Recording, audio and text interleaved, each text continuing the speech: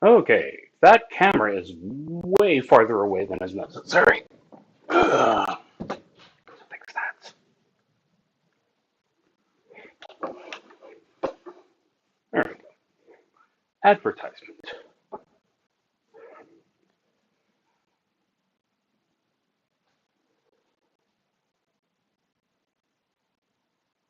Yes, I'm deeply uncomfortable with my new location. There we go. That seems about right. Yeah. It is a Wednesday night. I am a Screaming Wyvern. Every Wednesday night, I like to get my hands on a solo role-playing game and share it with the universe. And tonight, we are playing Dungeon Mapmaker by Doopy Games. This combines two of my absolute favorite things. Number one being making maps, and number two being dungeon hacks. Uh, for those not familiar with the term, dungeon hacks is the classic role-playing game where you've got a dungeon and you've got heroes, and that's really all there is to it. Um, very, very fun way of spending an evening. Frankly, kind of where my preferences lie nowadays. Mostly because I'm old and that's what I'm used to. But let's stop whining about my age. Um, Basically, the idea here is, as implied, um, I am going to be literally building a map. Um, I've got some cards to give me advice, but more importantly, the um, the map building is actually its own game. Um, so I can actually lose at building the map if I'm not careful. I have printed out on cardstock the various things that I need for the game, but unfortunately, I spent a little longer than I should have deciding, hey, I don't think I've actually got enough space for all this on my computer screen. I better go ahead and really quickly come up with a better way of doing things. And the better way of doing things was to quickly print everything out and then not necessarily have it all ready for you. So, how's it going? How's life? How's tricks? I have absolutely no idea who, if anyone, is watching because I've got the multi chat on. So uh, obviously, if you're there, hello. If you're not, that's absolutely fine too. Um, so why don't I go ahead and show you what we are doing here? What we are doing here. Where did my camera go? You were on a moment ago. Oh, there you are. That's a much better place for you. Okay, so what I've got here is a series of cards. Now, the one that we're most interested right now are going to be these cards. Let's see if I can zoom a bit. So this here is a room card. Now, there are two sides to it because you get to decide if you're going to create the top room or the bottom room. The rooms can be twisted, turns, and all that sort of stuff any way you want, but the end result is that you need to complete certain criteria to properly continue. So In this case, we have a room quest. So this room quest has to do with the actual setting down of the rooms. Let's go ahead and do this one. So as we build the room, we're going to get actions. Actions and gold. Gold is for the dungeon crawl part. Come on, come on, come on. There we go. That's close enough. And in this case, I've got a room quest that if I have a lot of different doors between two places, um,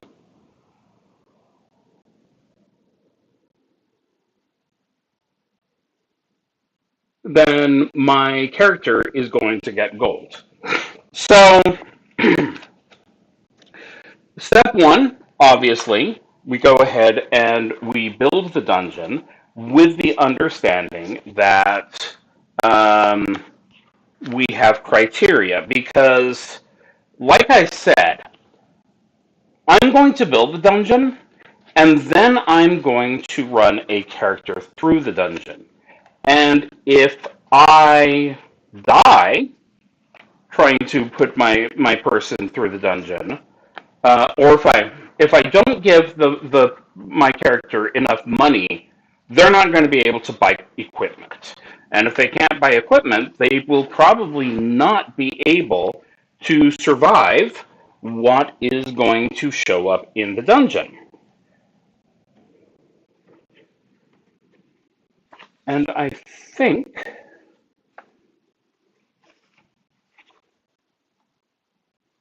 um, now, if you get these printed out properly, instead of it being a individual cards. I tried to print it properly, but unfortunately, I had a small issue with a paper jam, which is unfortunately kind of a deal killer for printing things double-sided. But okay, I was afraid that I wouldn't have a dog to show off. He has decided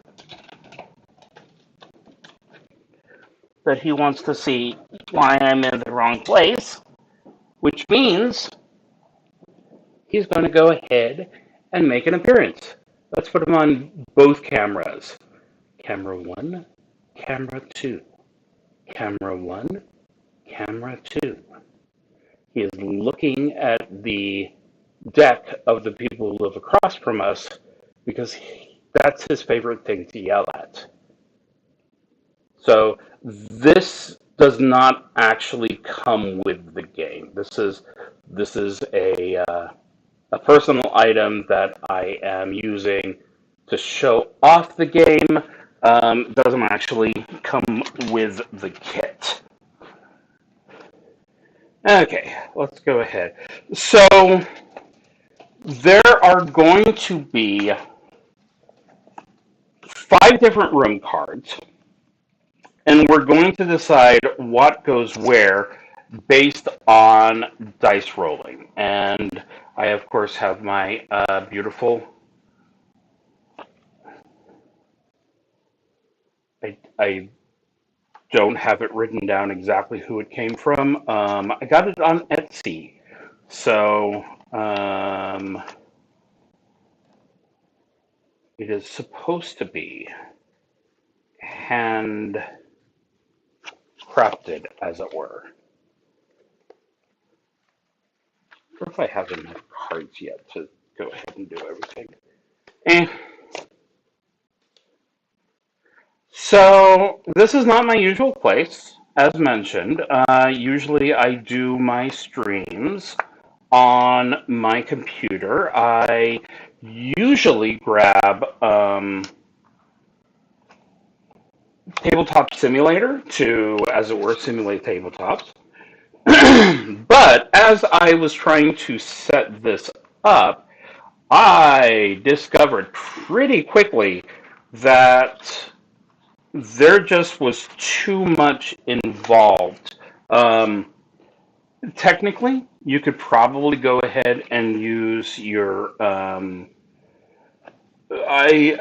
not okay. I just bought some new Magic cards, so I'm thinking Scryfall, which is absolutely not what I am thinking of here. Um, but yeah, usually I use the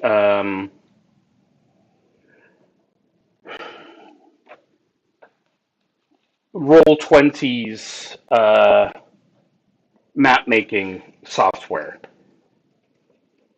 And it does do things in that glorious black and white, old school style that I am so familiar with. I always like to point out that I was born in 1974, which was, of course, the year that the original white box Dungeons and Dragons Men and Monsters came out. So D&D is in my blood, specifically first edition, or BECME, as I like to reference it. That's the basic expert um,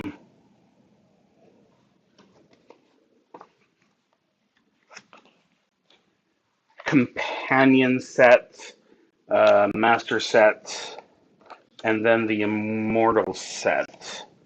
And last week, and this is still available on my web page, or my live stream list, more to the point. I did actually play a official TSR written Dungeons and Dragons game over the last couple of weeks, and I'm happy to say that it went absolutely horribly, and I died at the end. Which, not what you are supposed to be doing and what you are supposed to be bragging about. But um, I should also mention that in addition to this being an excellent game with a lot of beautiful pictures, it actually has some tips on how to make maps and a companion book which actually gives you some of those maps to use for your own games. One of the people who I've worked whose stuff I have streamed before, there we go, um, Ways Unseen, has done some of the map making, and uh, they're definitely among the most skilled, especially if what you're looking for is that old school feel to your games. Okay,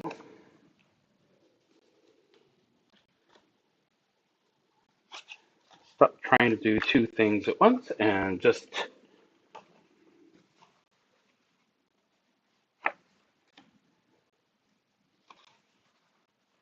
get this finished up as quickly as I can. That's right. You can go ahead and track me down on Blue Sky and complain bitterly that Markiplier never left you hanging, which is in fact not true. I've seen his streams sometimes. Sometimes he very much does leave people hanging. Also, I don't actually have that many figures left, so you'll be fine, I'll be fine, everyone. Everyone will be fine.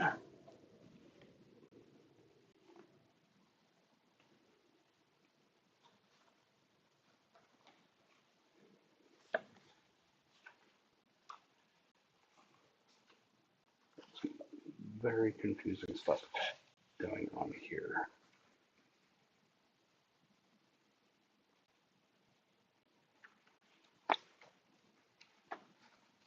And I have managed to misstack stuff, which is never good,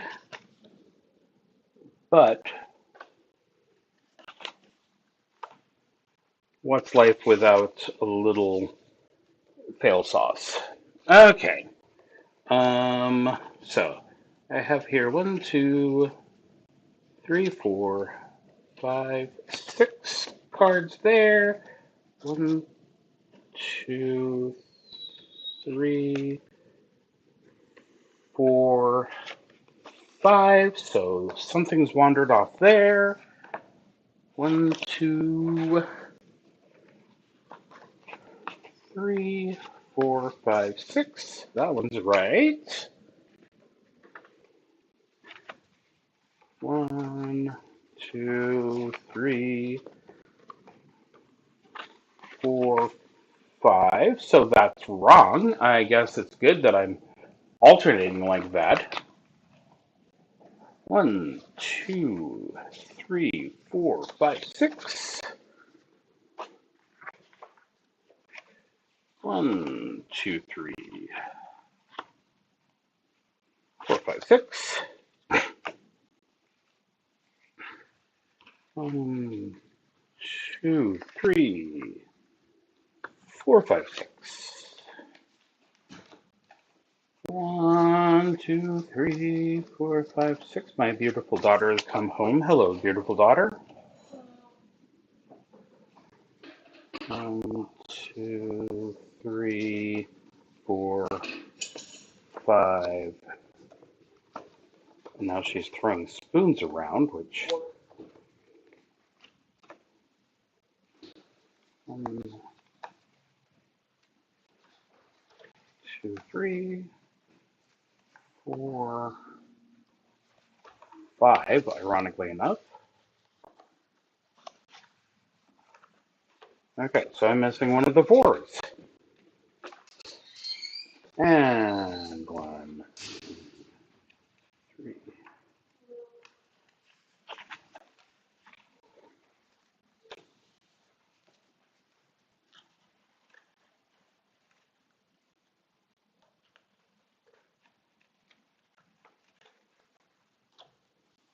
Okay, so like I said, in a perfect world, I would have most of these cards be double-sided.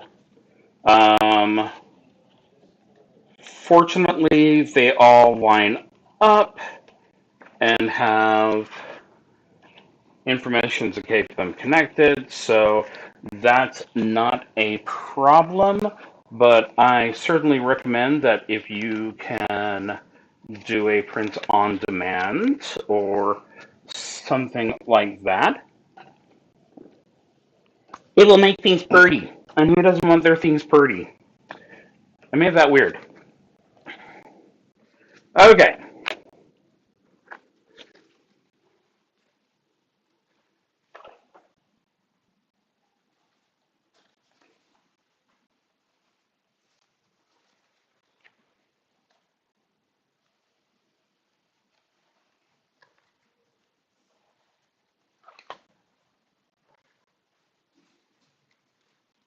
Okay. And here's the part of the game, or the game of the stream even, where we go ahead and we grab the rule book and we go over the important stuff. So, there are 36 dungeon cards. There are 6 occupation and shop cards. There are 6 blessings and 6 curse cards. Um,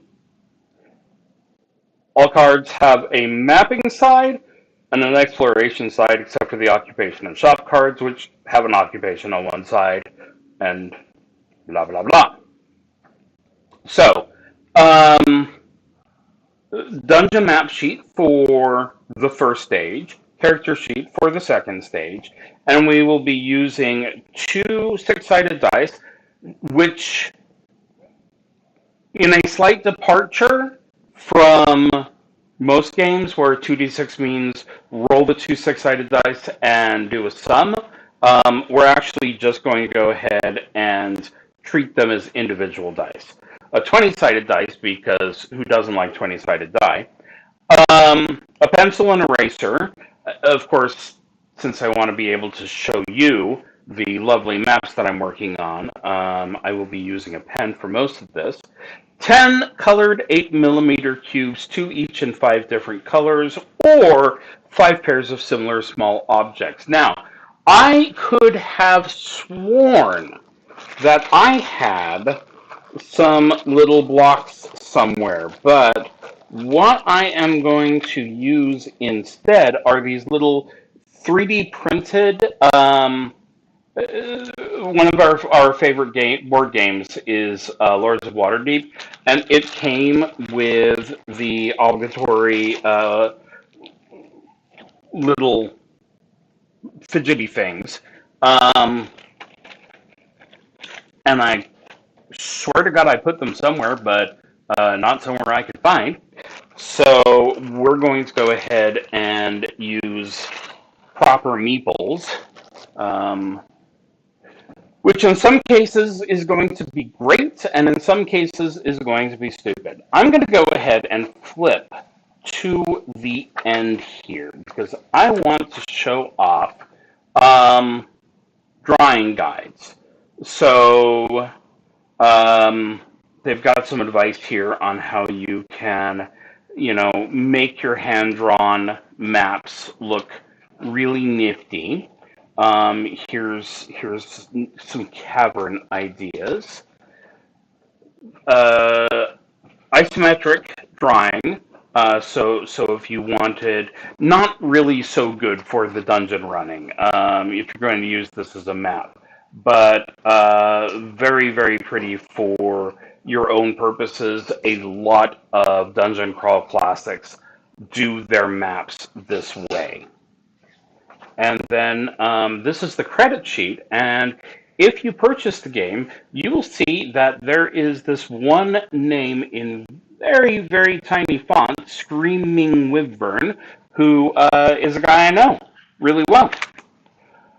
So what I'm going to do here is I am going to grab a map card.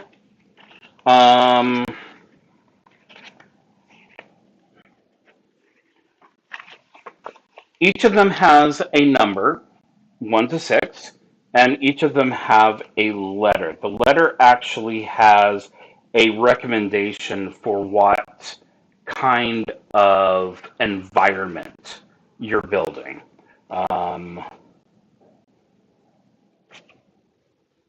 But because it's already taken me long enough to get my dumb ass into gear, I'm not going to look that up for you.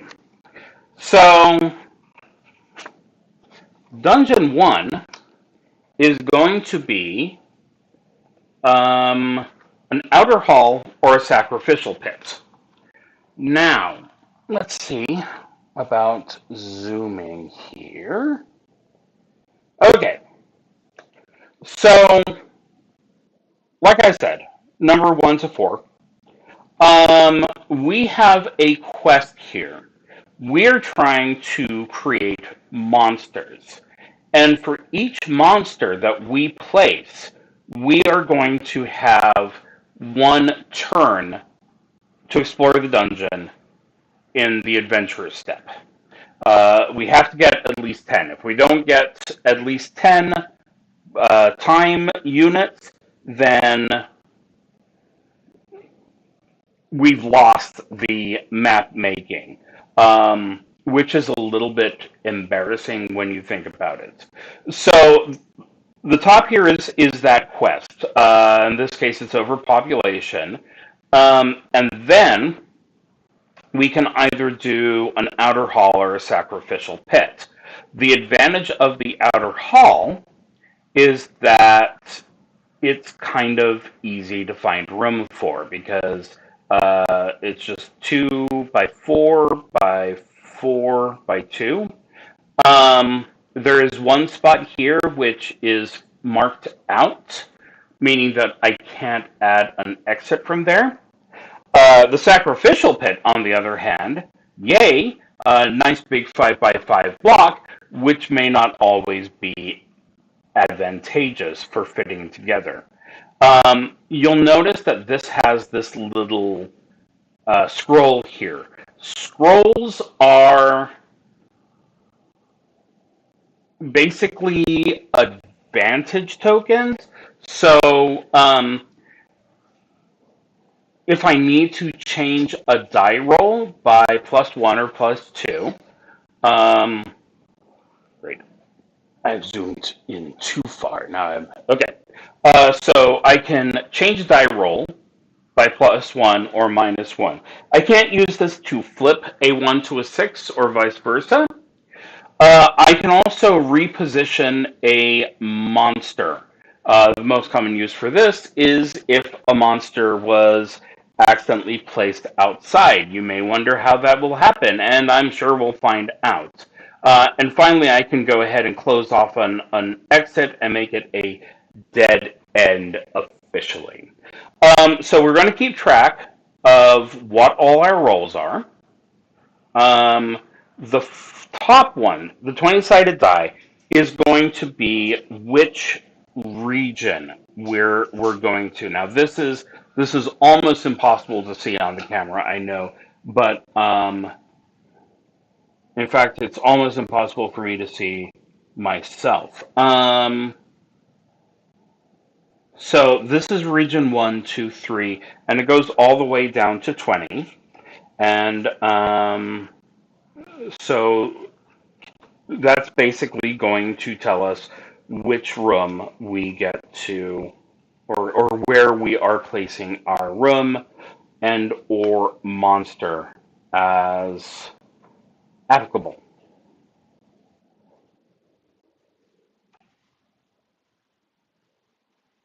Okay. Um, so number 2, and this is a dungeon quest. So um, that means that after I'm done building the dungeon and I'm calculating my point total, this is going to be something where I look at everything. So, one for each icon or doorway on an area number space. This is an extremely silly thing. Right here in the middle, there is the number 1. Um, so basically, if I build a door so that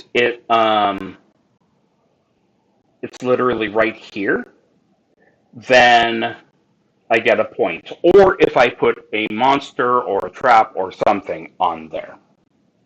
Let's see. This one is going to be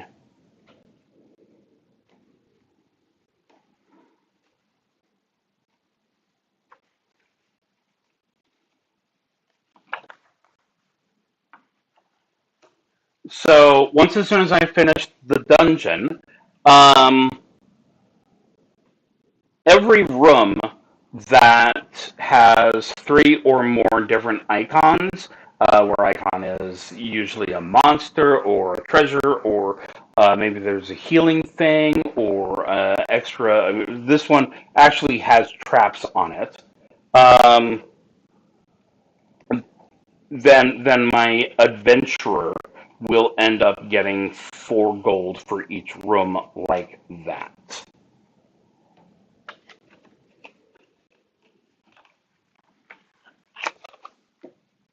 Okay, breathing space. So every room that I have that doesn't have any monsters, I get 2 points for.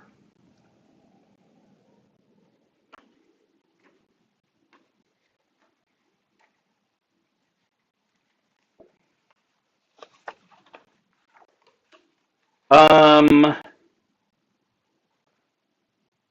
so we find a room that has the most loot in it. Um, so if there's only a treasure chest in one room, One treasure chest across the rooms, we only get 1 gold. 2 treasure chests, like we see here, that's going to be 5 gold. If we shove 3 treasure chests into a single room, that's 11 gold, and 20 for the 4 or more. And finally, this is where things get very exciting.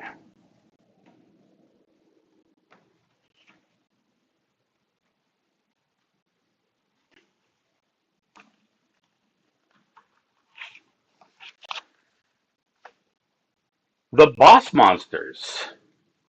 Um, so the boss in this case is going to be the dead pirate Blackjack. Or is he Dread? I can't tell. He looks mostly bony to me, but he could be, just really skinny. If the boss is in an area and the dungeon entrance is in an area, and those area numbers add up to 21, then yay, there's 20 extra gold for our player.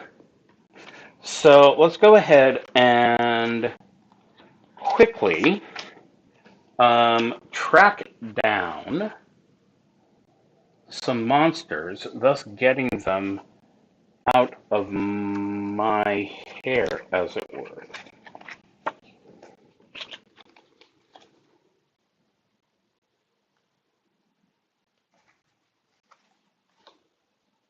Okay, let's go ahead and do it in a logical way so I can find stuff later. 4E.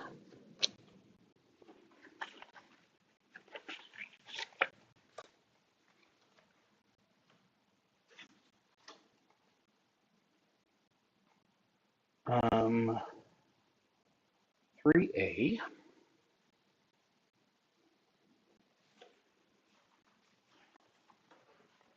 Now, during the dungeon making step, I will be putting out monsters. I will not be putting out specific monsters, thinking of it as spawn points.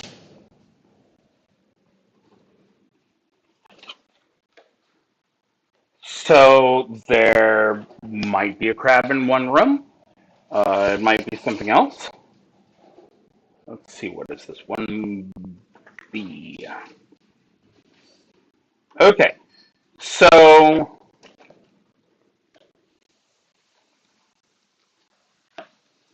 for our beloved character that we will have at some point, there's also blessings and curses, and I'm going to go ahead and skip that this round.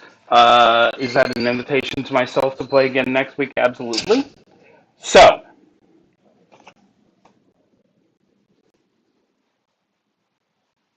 this is the connected stuff for the adventure itself. So, the main quest that the character is on is defeating all non-boss monsters. In order to win, they must defeat all non-boss monsters before their time runs out. We have a crab.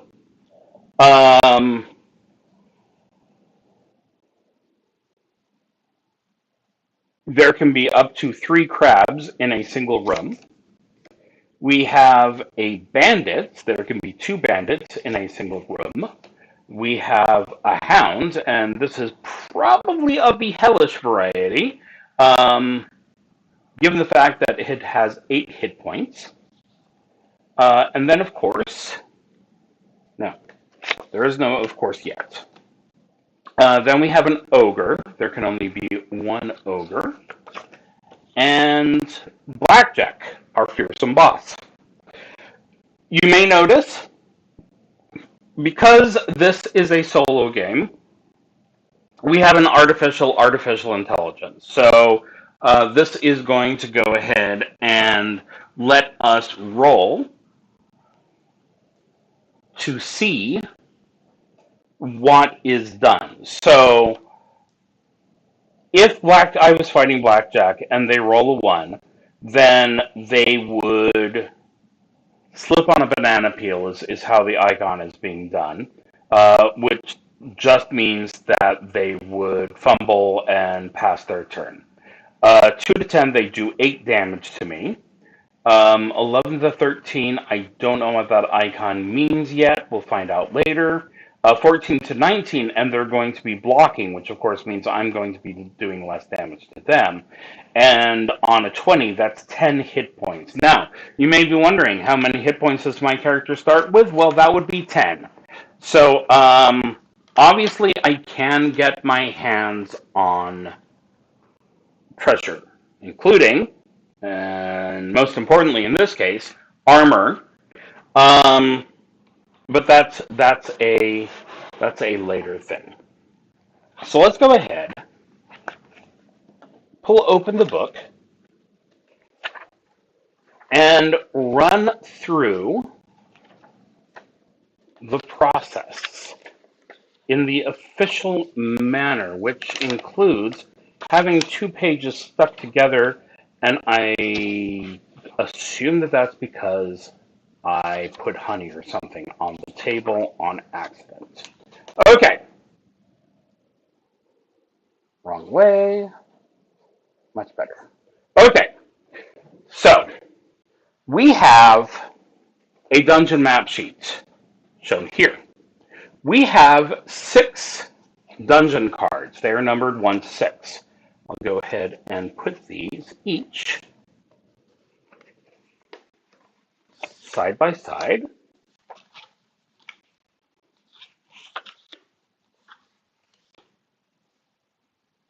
Um,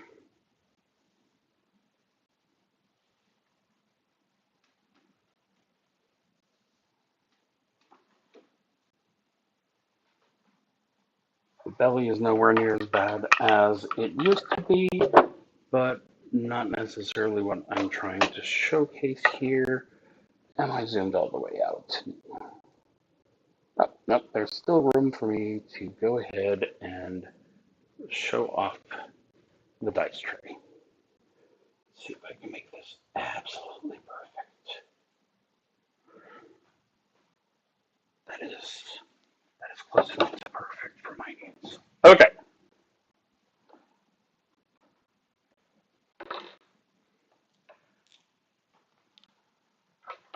so again, we've gone over the quest that we need to do. So we are going to have 20 rounds. I'm going to go ahead and write the information for the rounds in pencil. So that'll be hard to see, but the actual map itself I'm going to write in pen, so hopefully that'll look better. Okay, so each round we roll 3 dice. I will go ahead and do my rainbow 20, a rainbow, and just a kind of nice looking d6. Okay, so I have rolled a 13, a 3, and a 6. Okay,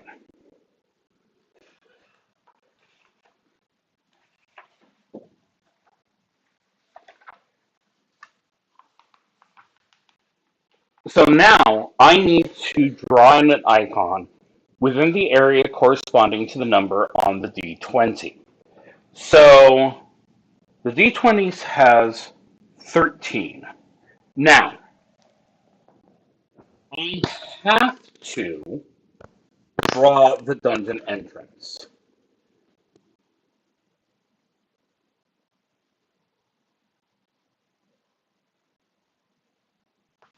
Since this is going to be a kind of a permanent thing, um, I'm going to draw it as a permanent thing. Now, I have the advantage that I can go ahead and draw this directly on the 13.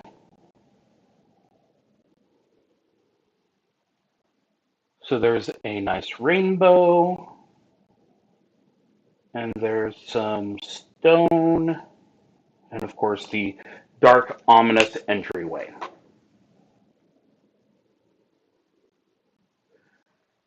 So we can do this technically in any order. I could have done the map part before I do the dungeon entrance, but um, since we're reading through, obviously. Now, we have the 2d6. One of the dice values is going to be the room itself. So I could do the kitchen or the grotto. Um,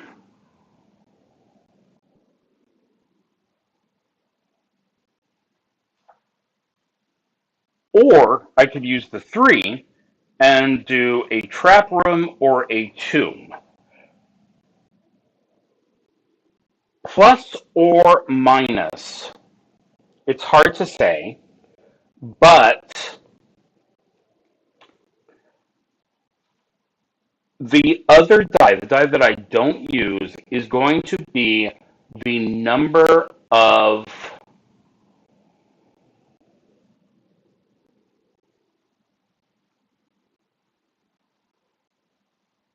exits that we have. Frankly,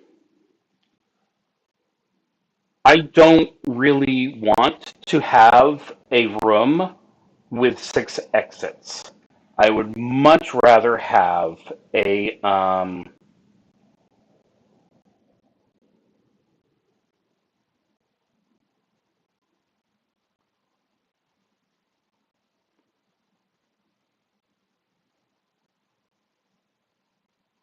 room with 3 exits. So I can either have the entrance be in a grotto or next to a grotto. So we're going to go ahead and we're going to start off by putting the entrance in an adjacent room. I'm going to go ahead and sketch this out. So this can be any size and any shape. So I'm just going to go ahead and here's a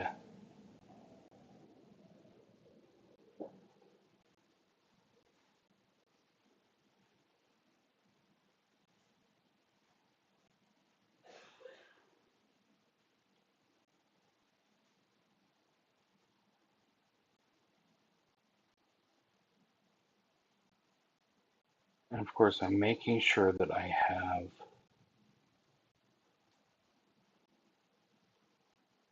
mostly flat edges so that I can um, deal with that stuff, deal with those exits properly. Now, it so happens that I may have a blue marker here, which would be absolutely perfect if I needed to draw water, which I do. So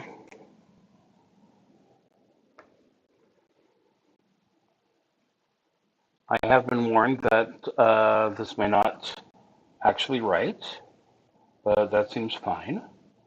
Okay, so I need to have 9 or more connected water spaces.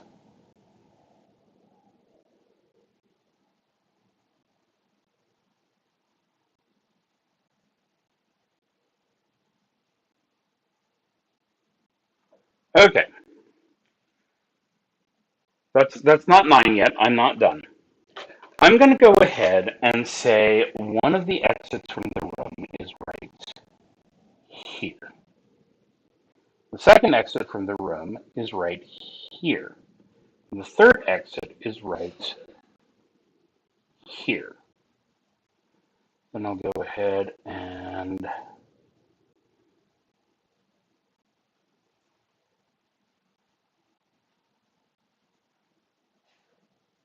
finish the drawing here.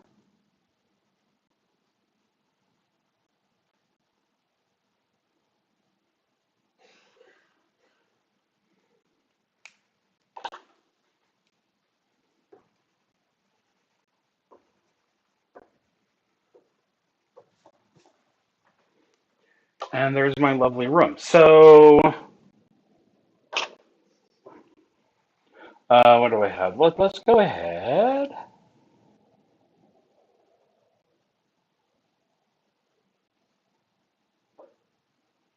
So I don't know exactly what water is going to do per se. 1, 2, 3, 4, 5, 6, 7, 8, 9, 10. Perfect. But I'm not going to have it get in my way. Okay. So now that I have started the dungeon, in this particular case, I had to start the room next to an existing place, or the entrance. The entrance is about as an existing a place as it gets. Now, I can go ahead and do the map wherever I want it.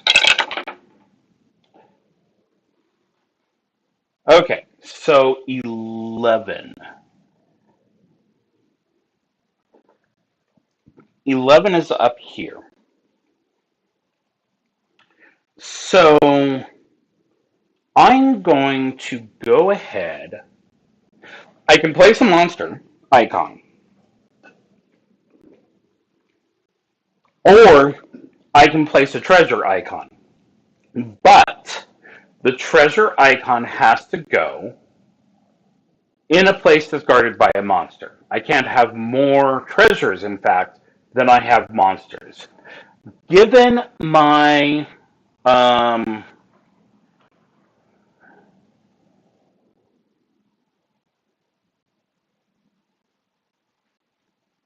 given this silly little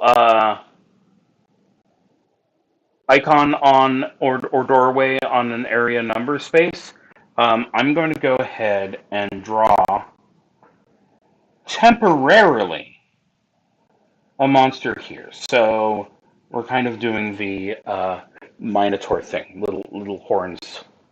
Okay, I have 5 and 3. So wherever I'm going, oh, I actually need to take a step back. I'm going to go ahead and, since I did the grotto, I get a scroll. Now, what this means is that if I didn't want to do the abandoned mine, I could change that and maybe do the sanctuary of the furnace instead. Or I could do the abandoned mine with my 5, but change this to be 3 exits or 4 exits, whichever works best for me. So I am going to go ahead and start.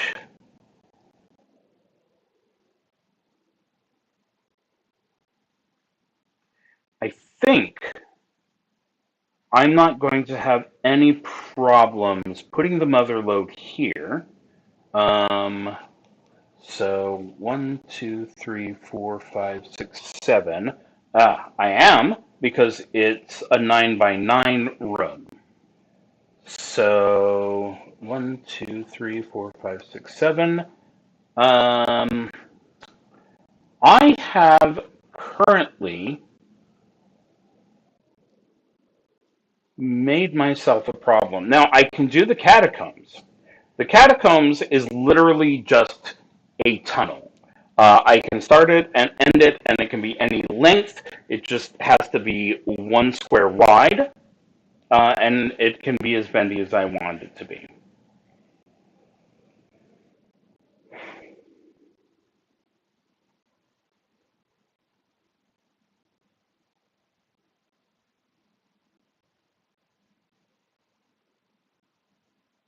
I may have figured out a fix. Okay, let's go ahead and see for sure. So, that's one of our entrances, obviously. I can adjust the location any way I want. So, what if this 1, 2, 3, 4, 5, 6, 7, and then 5,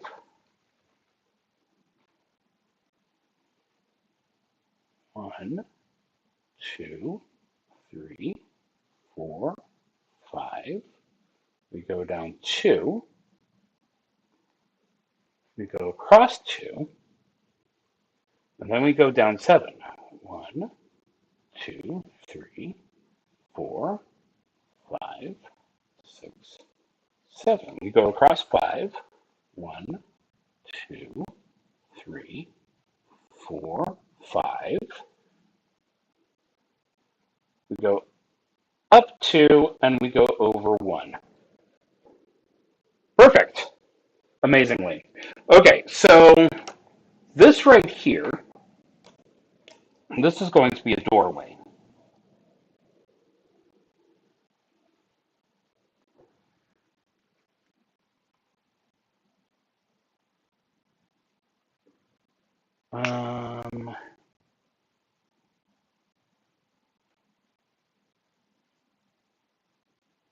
So I can't build an entrance here. Not that I need to. I can't build an entrance here. Not, again, that I need to.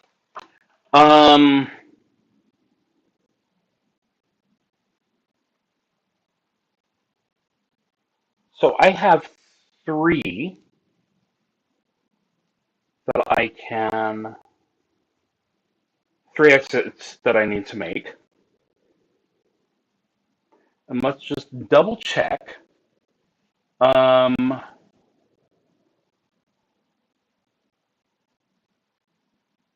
yes, the entry does count.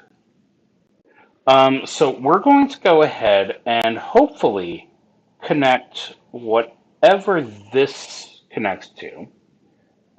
We don't have much space here, so we're just going to go ahead and make our next bit right here. Okay, there are some icons that I need to put into place. First off, we have what appears to be a fire. No, that is not a fire.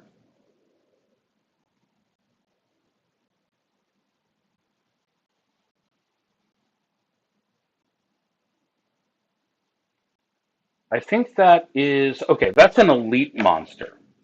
Okay, so we're turning around this way. So right here, we have some kind of plinth. Plinth is one of those good words.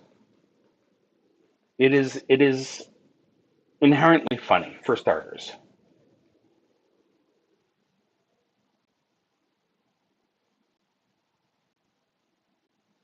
Um,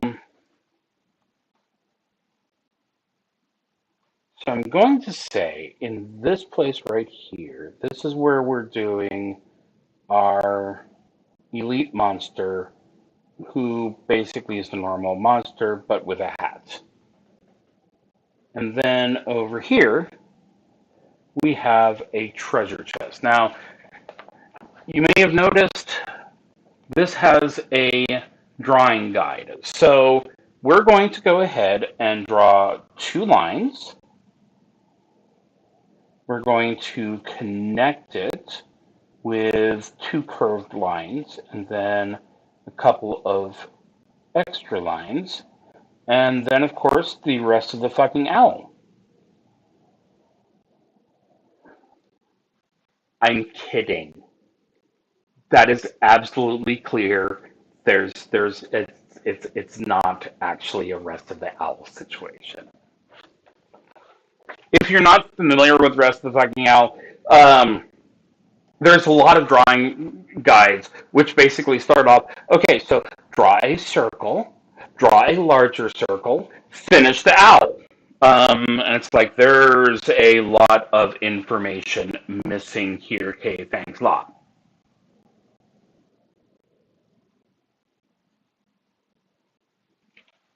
I should not put those away. Those are actually very important. Okay, so I think I'm good to go ahead and finalize this.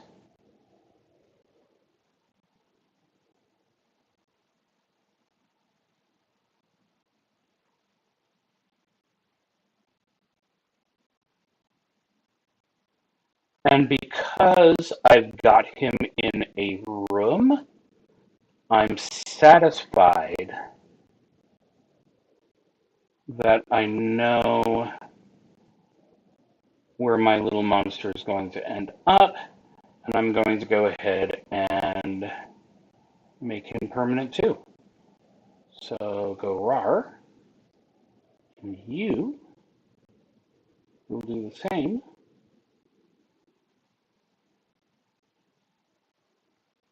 And of course, the plinth or whatever this ends up being. And the little treasure chest.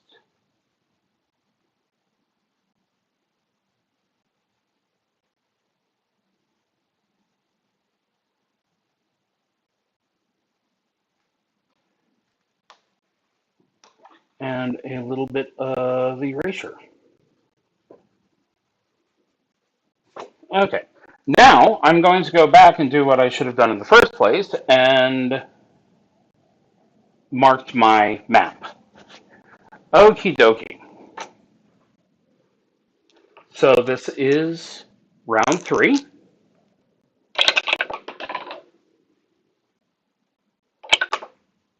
Okay, 13. 13, of course, is here. There was a joke about it and everything. We're going to go ahead and put a monster, and again, they're in a room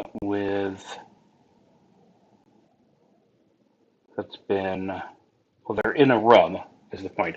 So if you end the mapping phase with a creature outside of a room, you have to pay from your adventurer's salary to move them.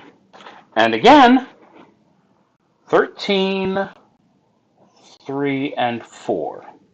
Okay. So that's not a problem. Okay, so we have 3 exits here. Also, that's the abandoned mine. That gets me a scroll.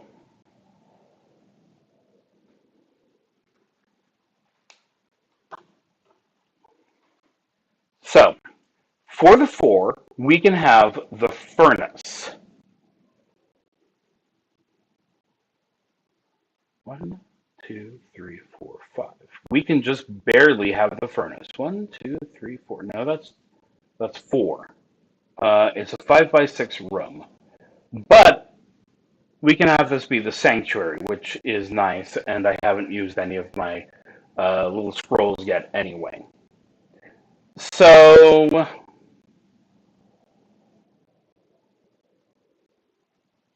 we can do that and have one exit from the sanctuary. Given the location of everything else, that's not a terrible idea. So let's go ahead and finish this off. Literally the corner. 1,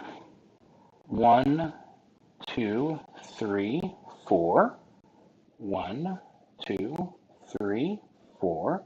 We're going to have our exit from this room here.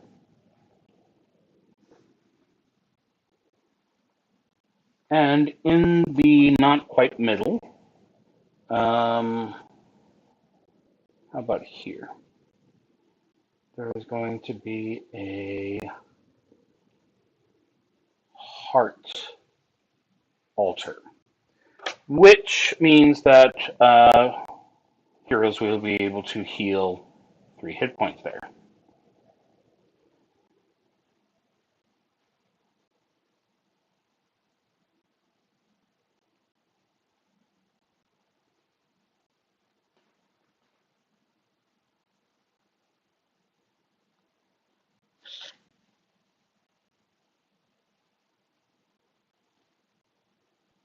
Hold on a second. Before I place that, where is...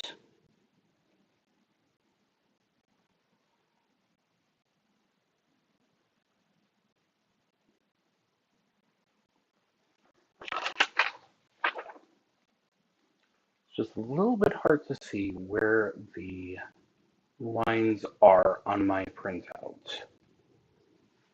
But I can go ahead and move the altar from here to here.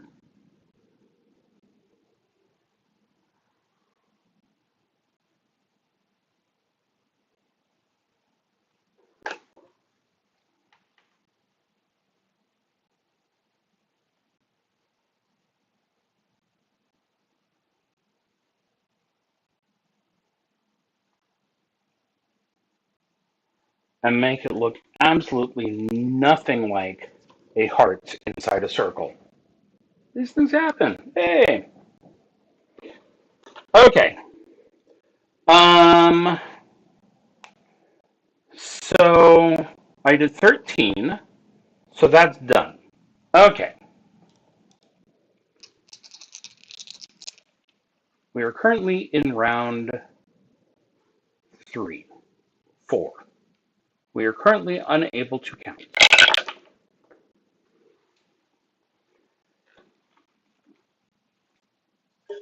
So this means that I can go ahead and do a catacombs.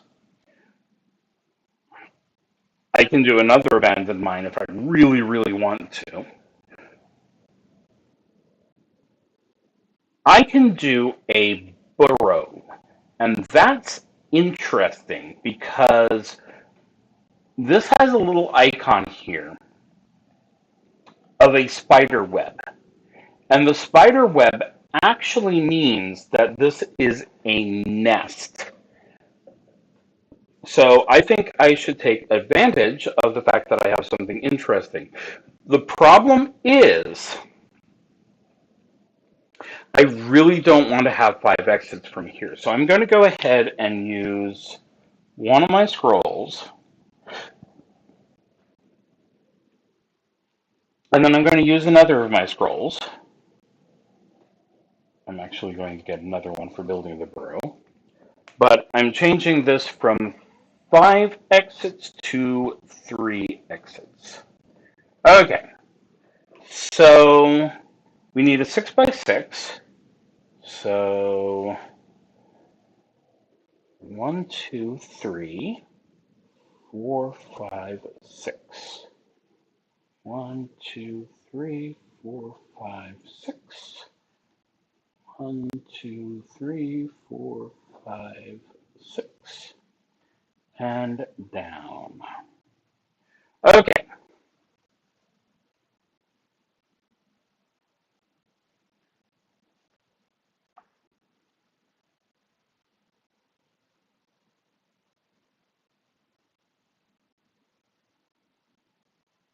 I just remembered I can re-roll one or both of the d6s before I get started. So that's a good thing to remember. So we've got a few little things. They look like water, but I believe they're actually supposed to be a field. I don't know. Those look awfully the same.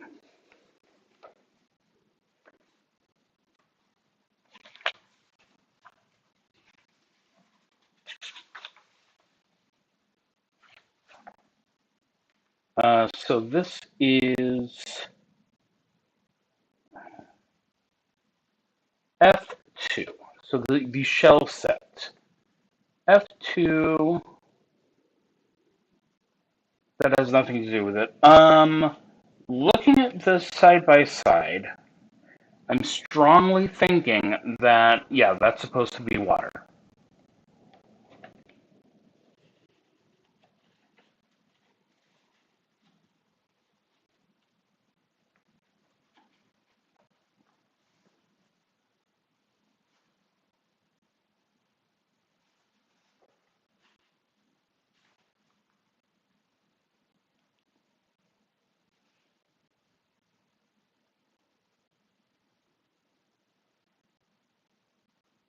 Okay, so the mapping phase is going to end after 20 rounds, or if I cannot legally draw a room or an icon.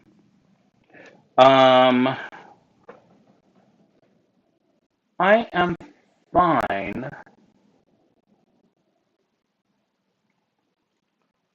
with the spider web being right where it says. So we're going to go ahead and do an X.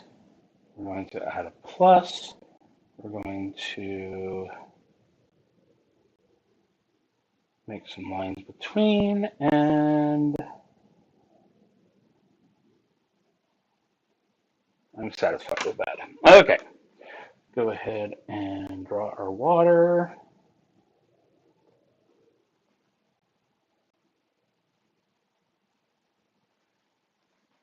We'll go ahead and finish up our spider web, or permanentify our spider web.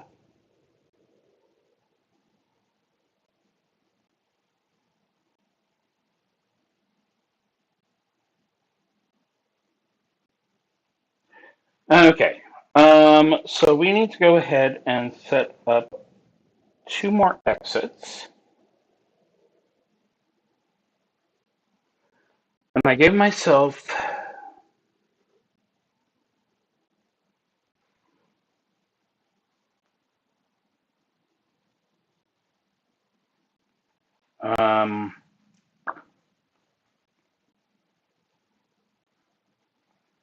okay, so I did the sanctuary, and that didn't get me one, so perfect. Yeah, let's go ahead and build this up properly.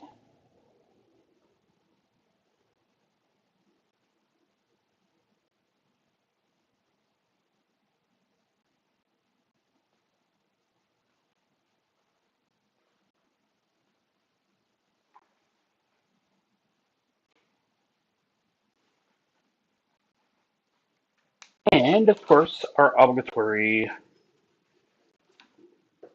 scribble scrabble phase.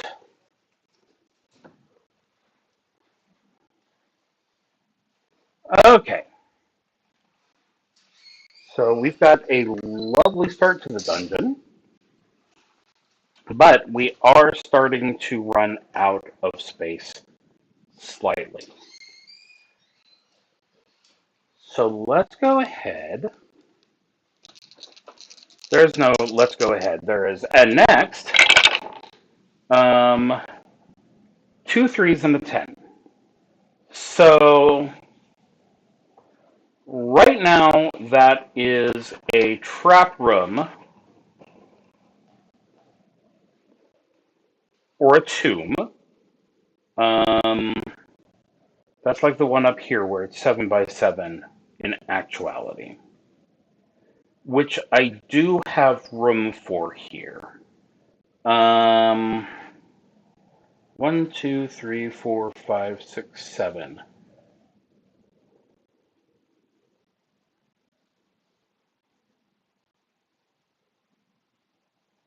I think I am going to go ahead and do that. And 3 exits from here is fine.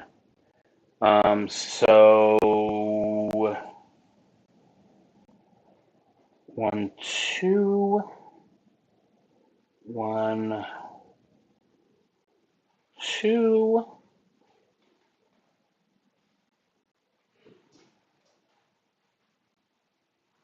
1, 2, 3. 1, 2, 3, 4. 1, 2, 3. 1, 2, 3. 1, 2, 3, 4. 1, 2, 3, 4. And there we have it. Okay, we'll go ahead and just pencil those. So this is a good spot for an exit, and this is a good spot for an exit. So let me quickly check where 10 is. 8, 9, 10. That's beautiful. So once again, we will go ahead and stick our hypothetical monster directly on the number 10. And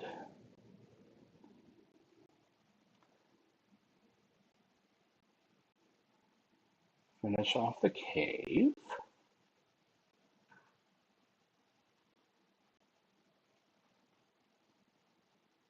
And this becomes a door right here.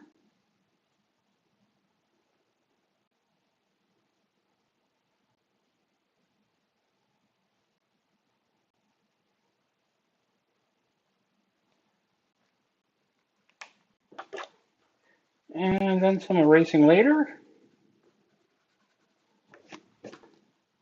Ta-da! And then we go back.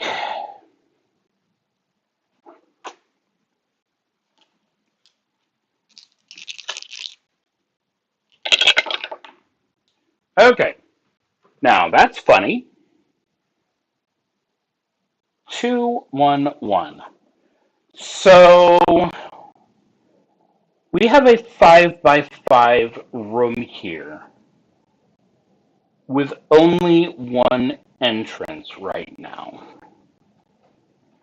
Also, I forgot to give myself a scroll for the tomb.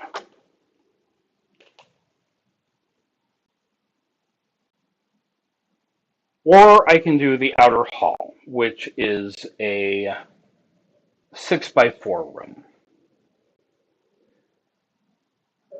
But there are no exits, which feels like this is perfect for right here. 1, 2, 3, 4, 5. 1, 2, 3, 4, 5. 1, 2, 3, 4, 5. And 1, 2, 3, 4, 5. Okay. So there's the sacrificial pit. The pit itself is actually on our icon, so all is good there.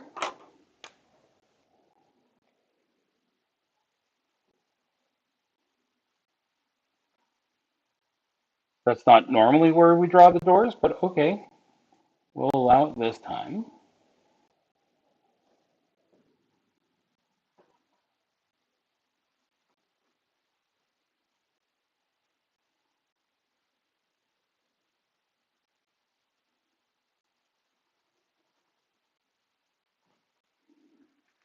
Okie dokie. Now, this is where things get a little bit problematic. I need to put an icon in 2. There's no room here, so I can't put a treasure chest. So we're going to go ahead and pencil in a monster and basically see what happens.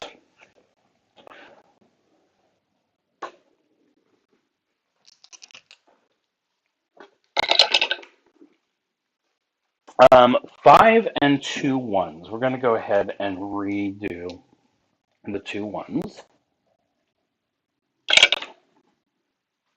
5 and 6. That is so much worse. Okay. So we can either do another grotto, an abandoned mine, or a kitchen or a catacombs. The kitchen is a 4x3 room. The problem is that I currently have 6 exits, 5 exits, which is improbable if I put it down here. So right off the bat, I'm going to want to put it here. So I can do it 4x3, but honestly, I think I'm happy enough with doing it lengthwise. Okay, we've got a couple of icons we need to throw in. We've got this one, which I'm guessing is a grill. And we've got this one, which is absolutely an open flame. Or a worm. An open worm. Okay. So now I have to make 5 exits from here. 1, 2, 3, 4,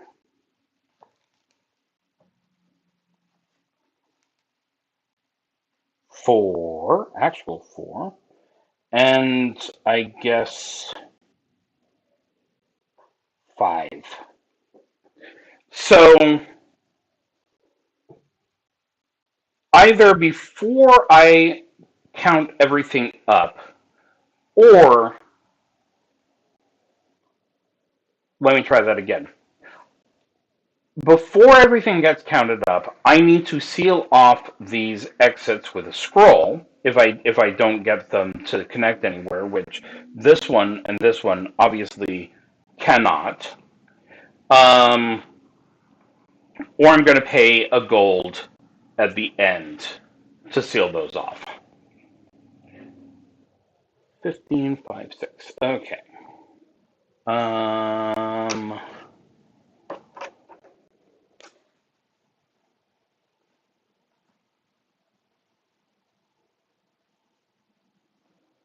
There's our door.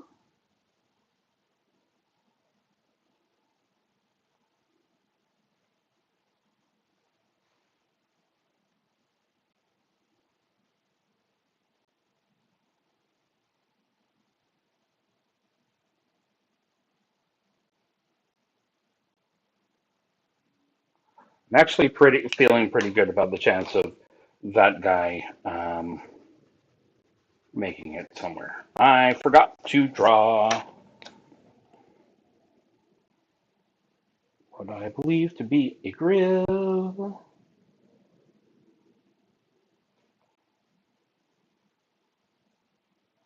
What I believe to be a flame. In fact, let's go ahead and grab an orange pen since I have it. Beautiful.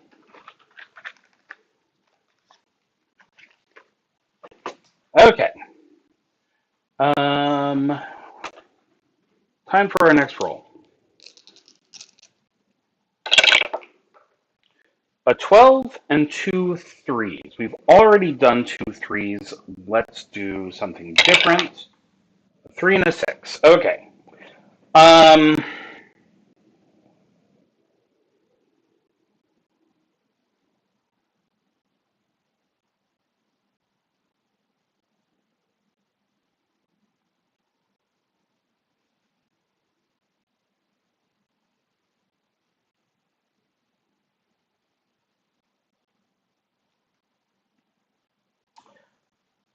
I don't want to do another kitchen, and I don't want to do another grotto.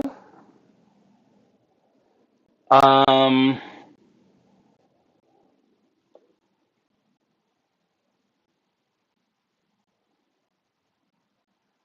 I think I'm going to.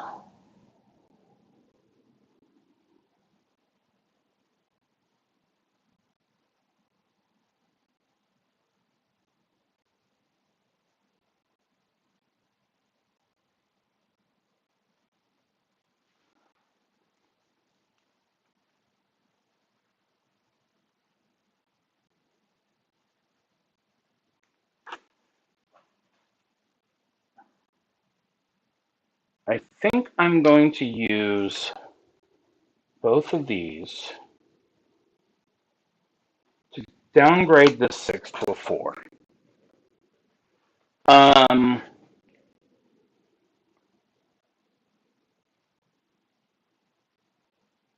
and I'm going to go ahead and build the furnace here. So the furnace is 5 by 6. I'm going to use two of my exits, two of my 3 exits, just to keep that enclosed. So I will have one left. So this is 5. 1, 2, 3. Let's go ahead and do 4 and 5. Actually, let's go ahead and turn this sideways and make this 6.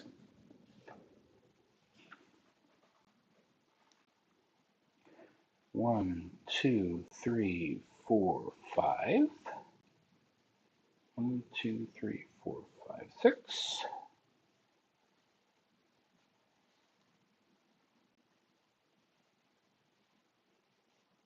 Okay, and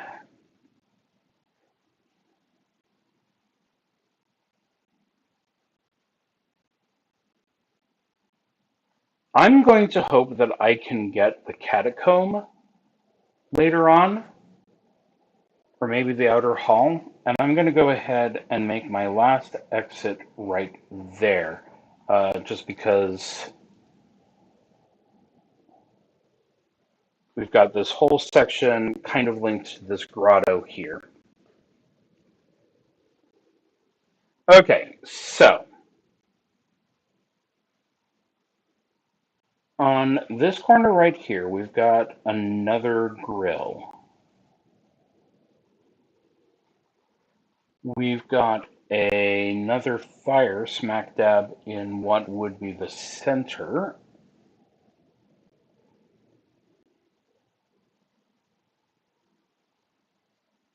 So 3 down.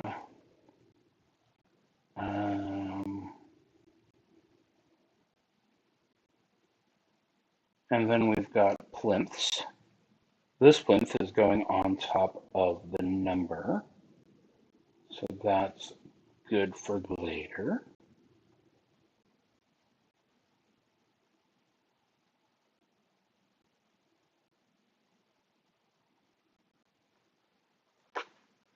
Okay, I'll go ahead and mark this all done.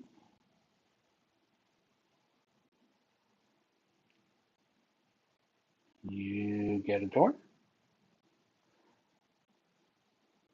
You get a slightly larger looking door that doesn't need to be larger, but there it is.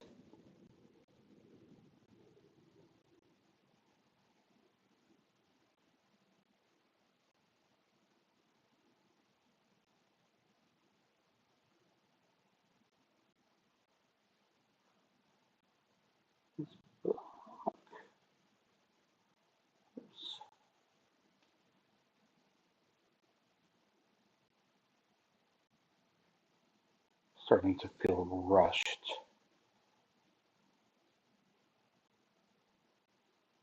Clearly, we are not getting to the adventure stage tonight.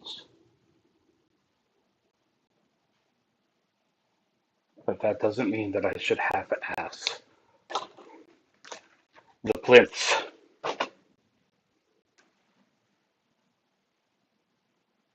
Or the fire.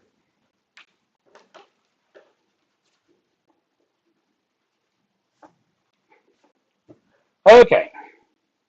Now then, back to icons. So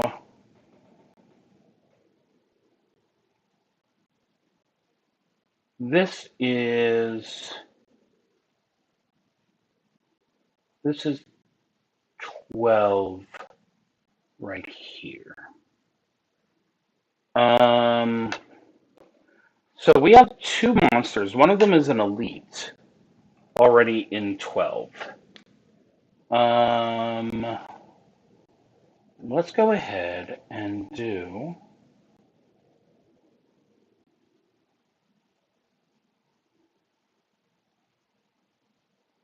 a second treasure chest for a brave adventurer. That seems very kind. Okay. Now remember, I'm hoping for like a 5 and a 2.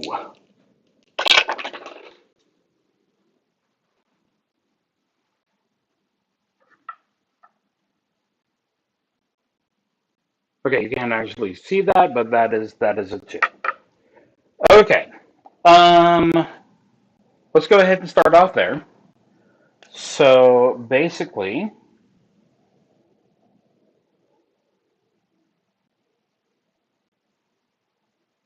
we're connecting off these two rooms, and as long as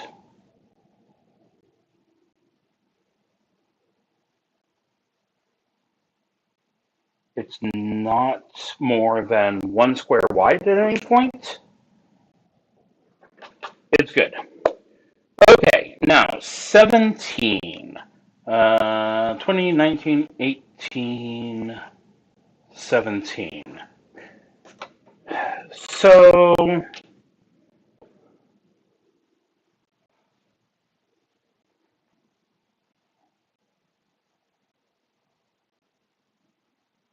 this is going to be everyone's favorite room. Oops. We're doing that part in pencil. 17, 2, and 5. Okay.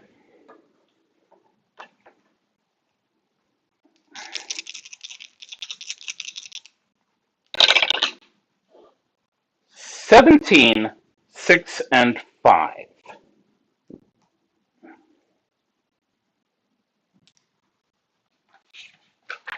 Let's just go ahead and double check. I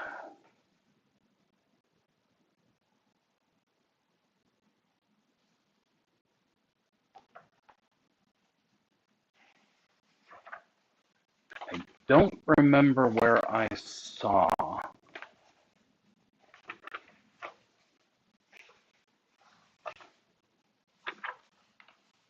the reroll option.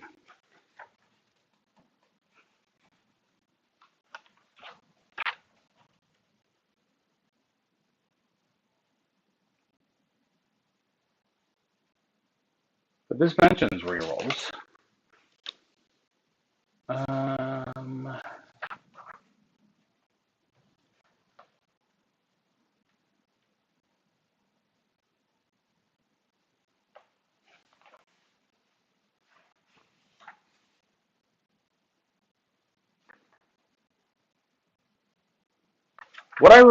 What I strongly remember is that I can reroll one or both of the 6s. I can't do anything with the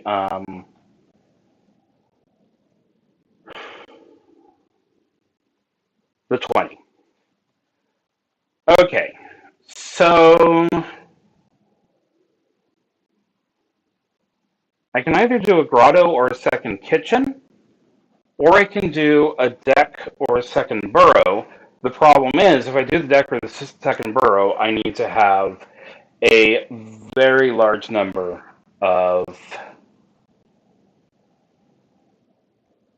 exits. So, since the grotto can be any size or shape, let's go ahead and kind of do one of these and one of these, one of that. Now, I need to have 1, 2, 3, 4, 5, 6, 7, 8, 9, at least 9, so we can kind of flood the grotto.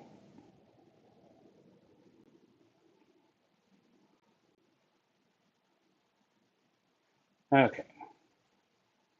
Go ahead and throw that up too. And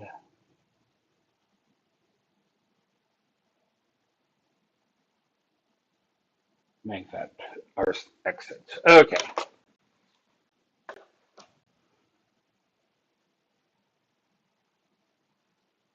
Lots of lovely water.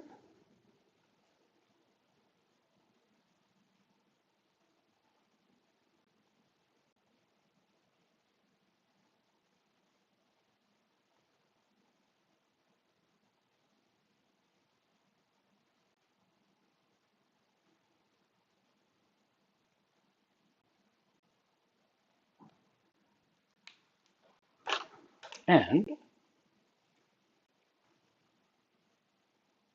finish off the room like so.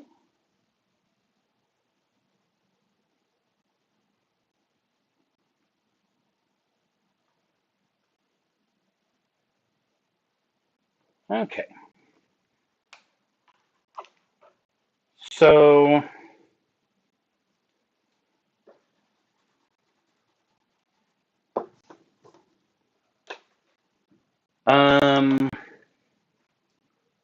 we're back at 17.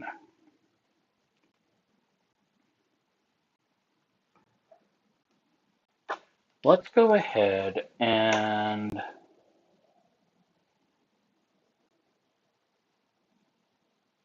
make this room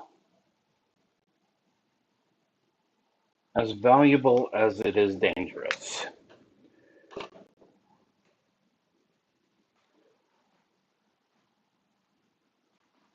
Okay.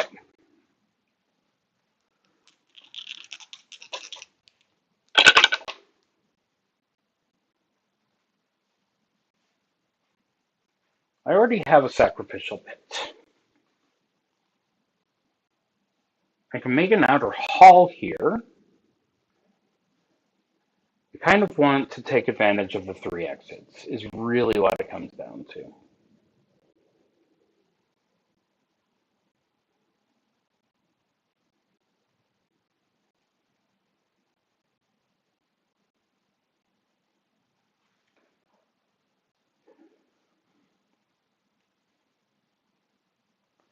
Okay, so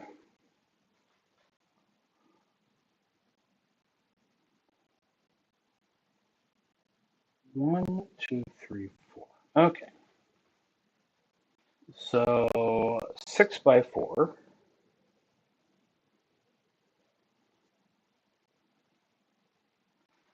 Um, 1, 2, 3.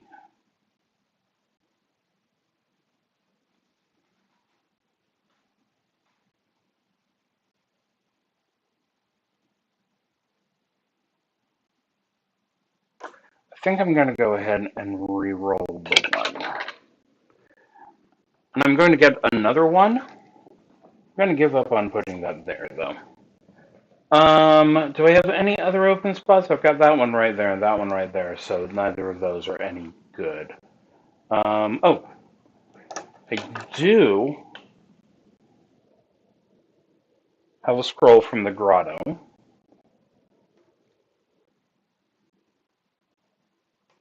Okay, so I should have gotten 1. This is 2.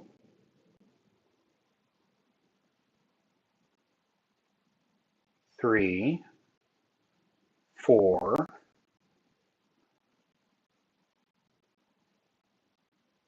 5.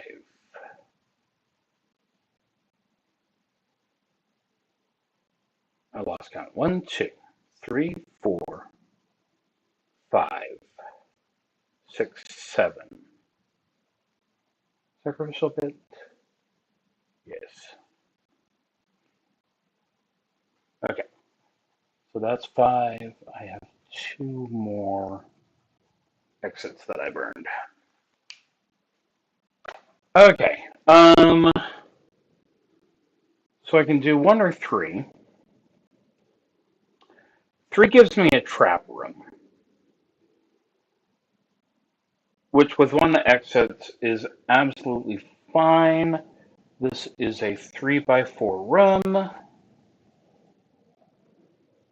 So 1, 2, 1, 2, 3, 1.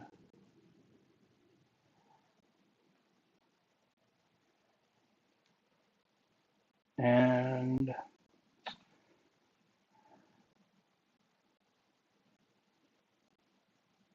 what the hell am I looking at?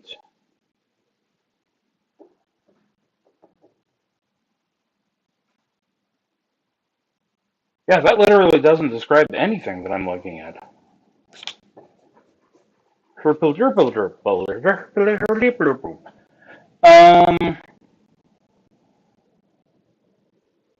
Yeah, I basically need that to be the deck. Okay, so we're going to go back to making an outer hall. So,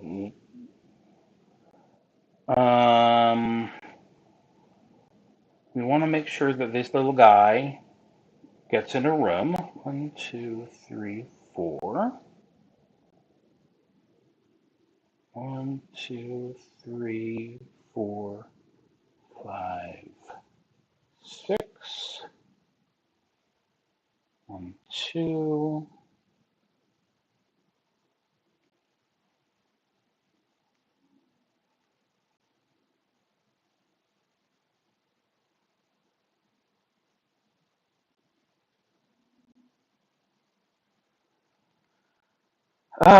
A popular question. If you were transported into the world of D&D, Final Fantasy, World of Warcraft, or any fantasy and had to make your perfect character as yourself, what would you choose?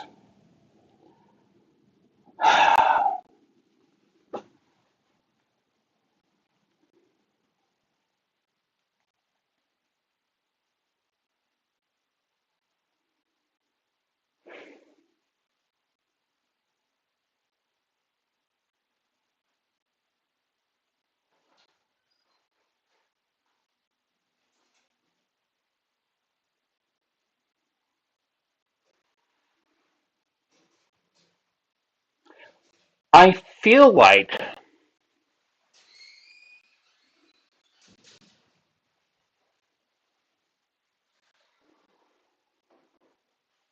see, I think I'm going to go ahead and throw out a race that not many people are going to choose. I think I'm going to go with Halfling. Um, the Halfling, part of the joy of the Halfling, if we ignore the obvious advantage of them just being short and a little more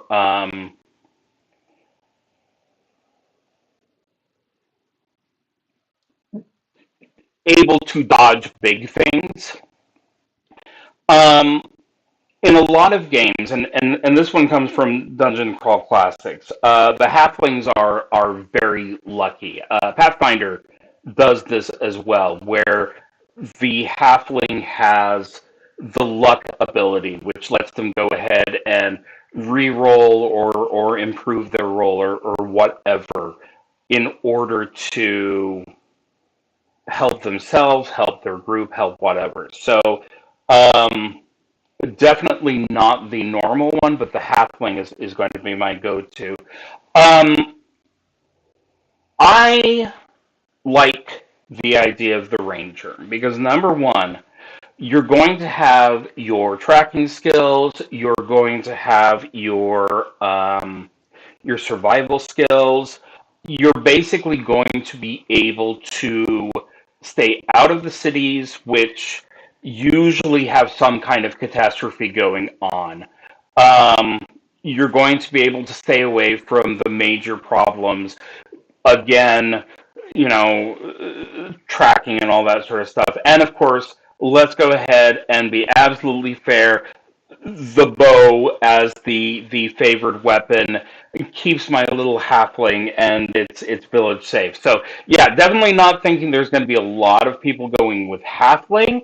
Lots of people, obviously we've got the ranger. Everyone wants to be Drizzt. I don't know. No Drizzt. No, thank you. I would love to just be out of the way and able to choose exactly what I do with my life. Also, halflings are well known for being gourmets, and uh, frankly, I'm going to go ahead and call that a huge win for them, because what's the point of being a ranger, and what's the point of being able to wander around and get into the get into the hunting and the foraging if you're not going to be able to make a really impressive meal from it afterwards. I think that's the perfect combination. Um, let's go ahead and throw an exit here. I'm definitely running out of places. Um, Really, at this point, the only thing I can do is the catacomb. Um, so let's go ahead and do the other one right here. 12. 12 is this region right here. Um, it would be fun for next week to have this room filled with 4 creatures, but let's go ahead. Let's go ahead and just continue giving them a good time as they enter. So over here, on the other side, there's our little monster token. Okay. Yeah, 3.5 is absolutely. I mean, I do Dungeon Crawl Classics now. Dungeon Crawl Classics is basically 3 with some edges taken off. I've basically 5 year campaigns with, or 5 years of campaigns in Pathfinder Second Edition, which might as well be absolutely. Um, might as well be 3.5, 3.75, and I love some of the changes, but to Second Edition, but it really doesn't take it that far away. So yeah, I am very much stuck on 2000s Dungeons and Dragons, even though I do claim to be fond of Thaco. That is a lie. Nobody actually likes Thaco.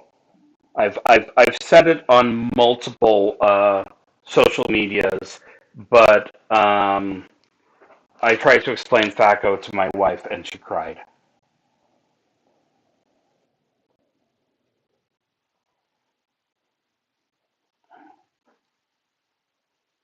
because, of course, she has played through Baldur's Gate at least 4 times start to finish.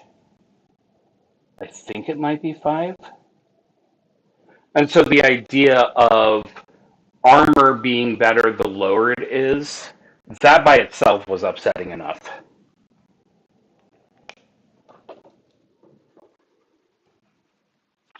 Okay. I, of course, forgot to write down my numbers, so 1 and 6. Um, that's actually really good. We can go ahead and give them a second kitchen over here, which is a 4x3 room. So finish this off.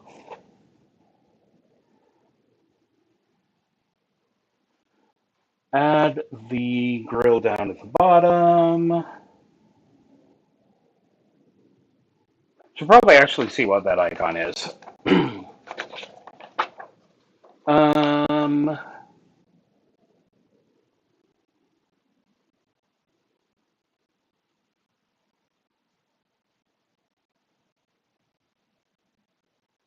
it is a barrel. It is a barrel. That's very disappointing. I really like the idea that all these rooms were filled with grills.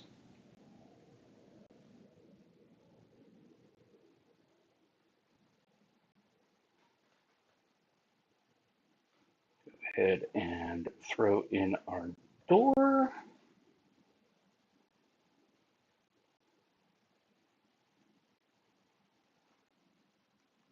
Um,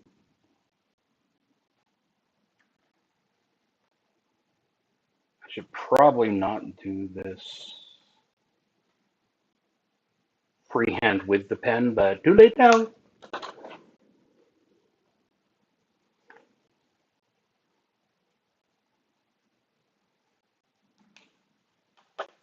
Okay, and now I need to find 15, which is right here.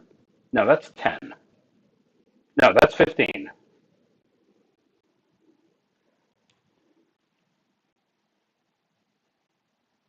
I swear I'd be dangerous if I could see.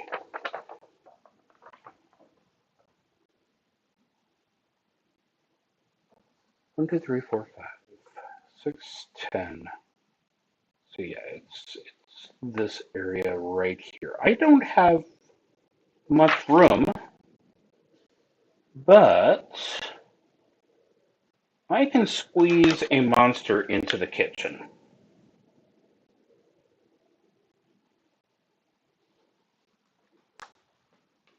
Okay, running out of space.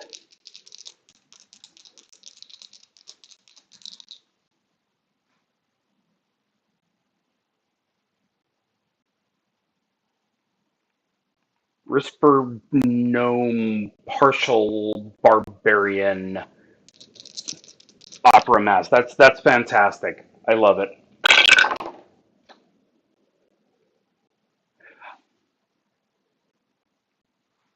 I do love the idea of a mimic grill. I think that that would be one of the most upsetting things that you could possibly run across. Um, the deck is a 7x3. That'll.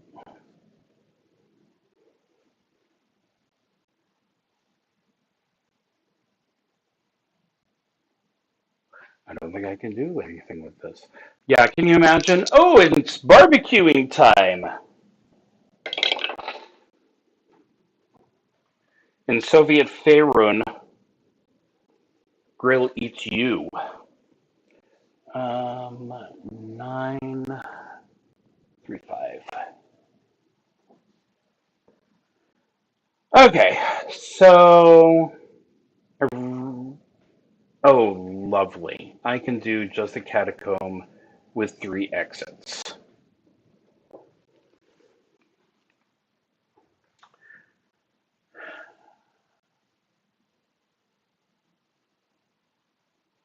I don't know where those exits will lead to.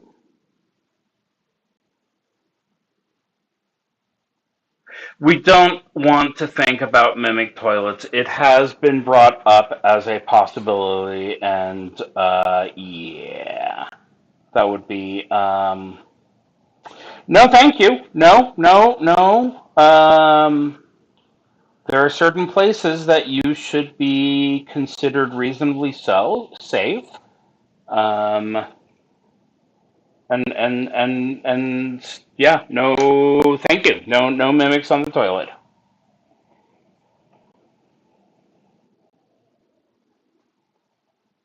As the toilet. As the toilet. Okay, so three exits, one in and two out. This gets a door. And we find 9, which is right here.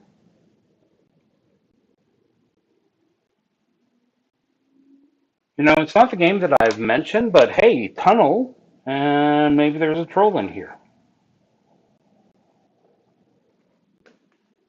Okay, this very well may be the last room, because the only place I can put it is right here. A 19, excellent place for that. Um,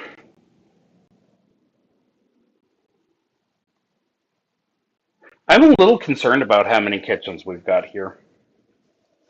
But if that's what the game says to do, that's what the game says to do. So what is this? 4?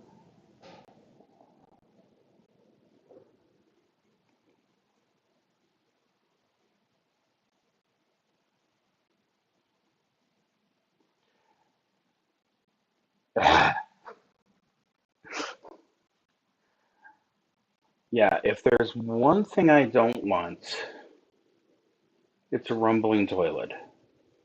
That's definitely one of those descriptors you never want to be. Not to mention last words. Absolutely not acceptable as last words.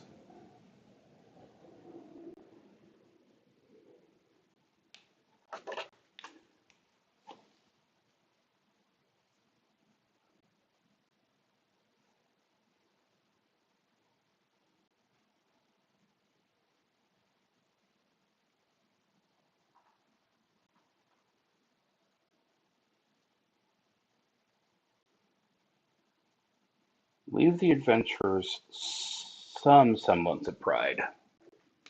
Oops. Okay, and 19, that is literally this area right here, so here's another monster in addition to whatever spawn place I have. Okay.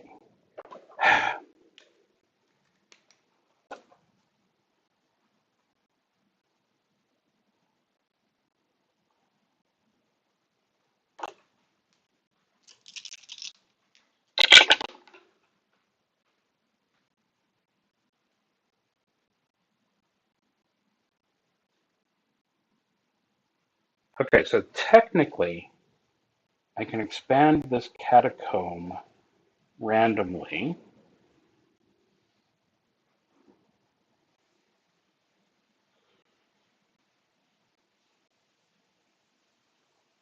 and call that good.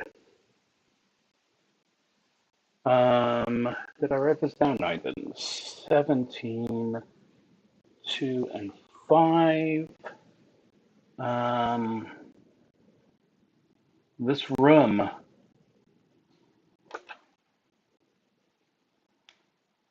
this room is going to be the best and the worst room. Okay.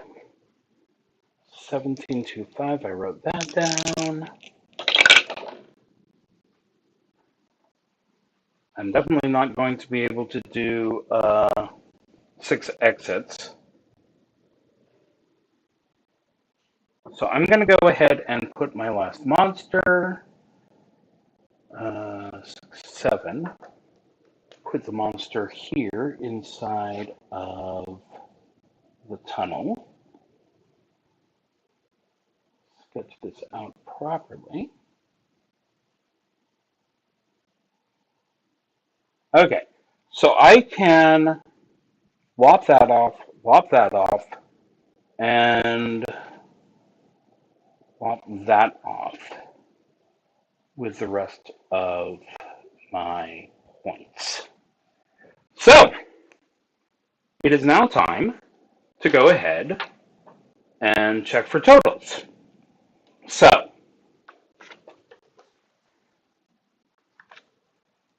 main quest, overpopulation, 1 time point per monster. And remember, I have to have at least 10 time points to finish this. 1, 2, 3, 4, 5, 6, 7, 8, 9, 10, 11, 12. Just go ahead and double check. 1, 2, 3, 4, 5, 6, 7, 8, 9, 10, 11, 12. Okay. Now, how much gold does our guy start with? Um, so 1 gold for each icon or doorway on an area number space. Not here. 1. Remember that was specifically chosen as 2.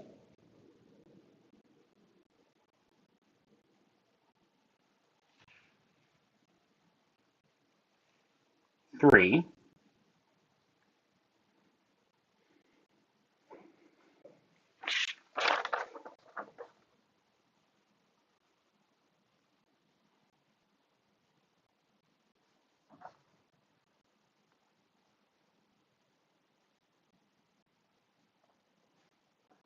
Okay, I think that's 4.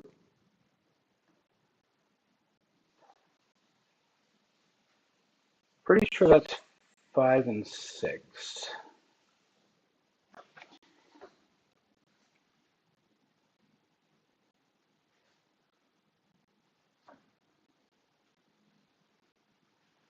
Not quite right, but that is. I think that's 7. I'm estimating at this point. Okay, stuff everywhere. 4 gold per room containing 3 or more different icon types. Okay, this one definitely has 3 or more different icon types. There's 2, there's 3, 4. So that's 16. Next off is for every room that doesn't have a monster. That's 1, 2, 3, 4, 5. Our little guy is going to go ahead and start off reach. The room with the most loot has 3 different treasure chests. So that's 11 gold. And finally,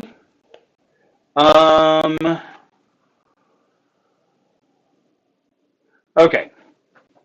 I have to decide where the boss goes. Do I decide where the boss goes?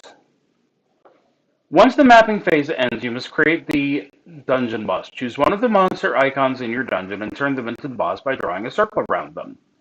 The monster must be inside a room, obviously. They can't be in the dungeon entrance room.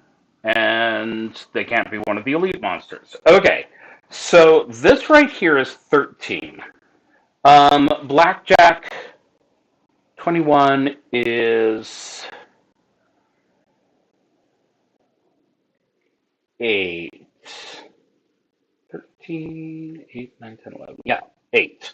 So do I have a creature in room 8?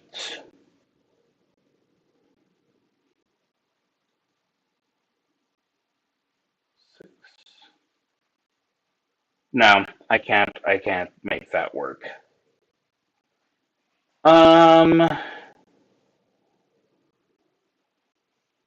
I am really tempted, just for humor's sake, to make one of the guys in a hallway a boss monster.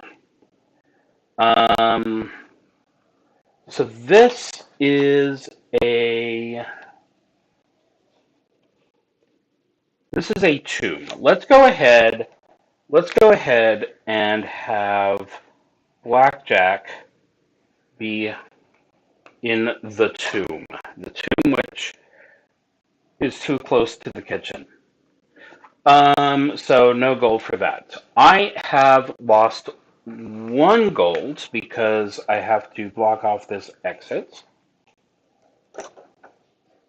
But that's 10, 20, 36,